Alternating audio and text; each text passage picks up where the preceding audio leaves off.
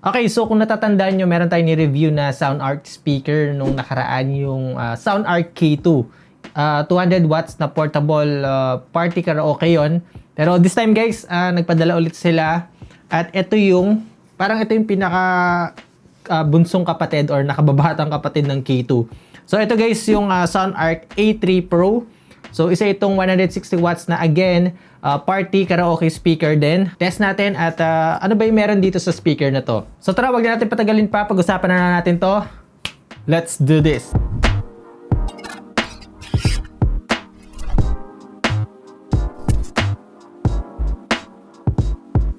What's up guys? So nga pala si Poy and welcome back sa channel. So skip na natin yung unboxing. Pakita ko na lang sa inyo yung mga accessories na kasama dito maya maya.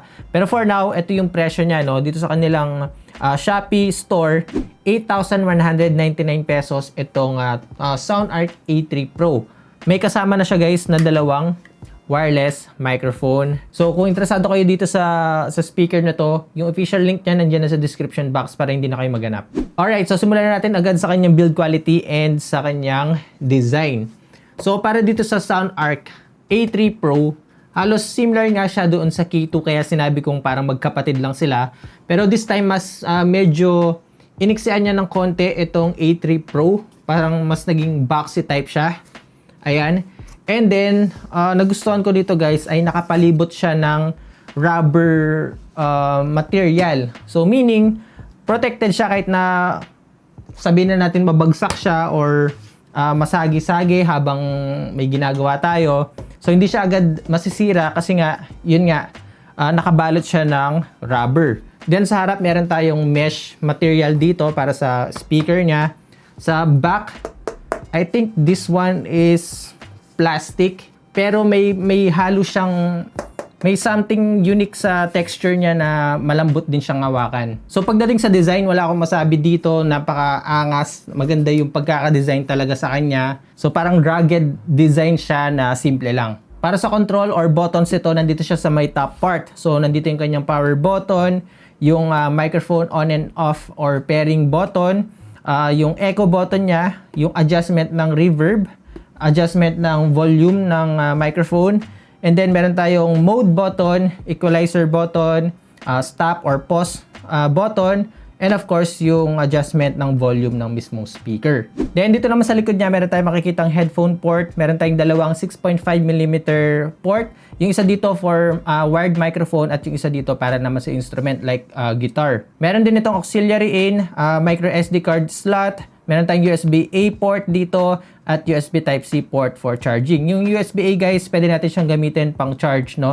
Pwede natin gamitin ito as emergency power bank kung palubat na yung gadget na ginagamit natin. Para sa accessories naman ito guys, meron siyang kasamang strap. And then again, like the SoundArc K2, nagustuhan ko yung strap niya kasi meron siyang lagayan or slot ng wireless microphone para pag bit-bit natin yung mismong speaker, hindi tayo mahihirapan na bit-bitin din yung microphone niya kasi meron nga siyang lagayan dito. And then kapag binili niyo to, may kasama na siya agad na dalawang wireless microphone na may built-in na rechargeable battery. Tapos may kasama rin siyang remote control guys na for me okay din na nagsama sila ng remote control para kahit na malayo tayo sa speaker, pwede natin siyang kontrolin. May kasama din siyang audio cable kung gusto natin gamitin ito ng wired, and of course yung kanyang USB Type-C na cable for charging. Para sa specification nito guys, meron tayong 160 watts na output power para sa ganito kaliit na speaker. Tapos meron tayong 4 na driver units. Meron tayong dalawang woofers dito sa ilalim at meron tayong dalawang mid-tweeters dito sa may taas. And then meron siyang passive radiator dito sa may sides niya para may extra boost sa bass. Meron itong 24,000 mAh battery na naglalast ng up to 20 hours to. 50% volume tapos naka-off yung light, and up to 8 hours naman kapag karaoke mode or kasama yung microphone. Then para naman sa microphone, meron itong built-in na 1,800 mAh battery. Bluetooth connection niya guys, sad to say hindi siya yung latest Bluetooth version. 5.0 lang or version 5 yung Bluetooth niya, pero still reliable pa rin naman siya, so makaka-pick up pa rin siya kahit na medyo malayo yung gadget na naka-pair dito. Unfortunately guys, hindi siya supported ng any application, no? So hindi natin pwedeng matweak yung equalizer niya or matimpla yung yung gusto nating sound dito sa speaker na to. Pero meron tayong tatlong mode. Meron siyang original or yung default mode niya or default equalizer. Then meron tayong 3D or parang surround sound, and then meron tayong deep bass. So mamaya paparinig ko sa inyo, let's see kung may difference ba sa tatlong yon. So yeah, I think lahat ng kailangan nyo malaman dito sa SoundArc A3 Pro, nasabi ko na. So it's time guys para matest na natin yung audio quality na to, and of course kung kumusta yung quality ng wireless microphone na kasama. Alright, so on na natin guys. Yun. Actually, naka-pair na siya dito sa phone ko at ganun lang yung boot up sound niya. Wala yung the device is switched to ready to pair. Just to pair, so ready to pair. Wala yung ganong chipipay na tunog, no? Kapag ano. So, yun. Dung, dung, dung, dung. Medyo sosyalan. Parinig ko muna sa inyo yung tunog ng microphone nito. Test. So, yung microphone guys, nandito para lang aware kayo. Test mic. Level 1 pa lang pero malakas na. Test. Nice. Test. Test. Test mic. Lakas. Test mic. Test. Test mic. Oh, gano'n na nag-feedback na sa ano. Test. Ayan, pinaka-max. Malakas masyado. Malakas siya guys, adjust ko muna ng konti. Pwede talaga siya pang outdoor. Parinig ko lang sa inyo guys yung difference ng walang echo tsaka merong echo, no? So, ito, tanggalin natin. Ayan. So, ito yung walang kahit anong effect. Test, mic, test, ayan. So, ito yung pinaka-plain, pinaka-plain tone ng microphone niya. Now, mag-a-add ako gradually ng reverb. Test, test. Test. Test. Test. Test. Yeah, very effective yung reverb niya. Test. Test. Test. Yan yung pinakasagad. Test. Test. Test. Oh.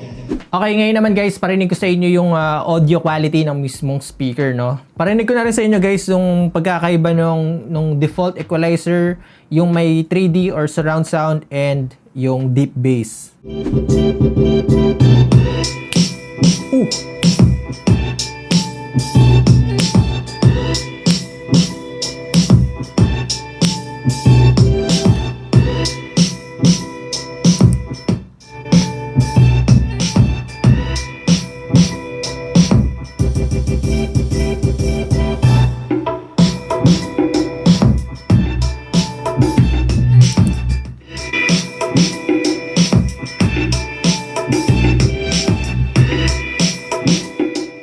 Max volume guys, try natin.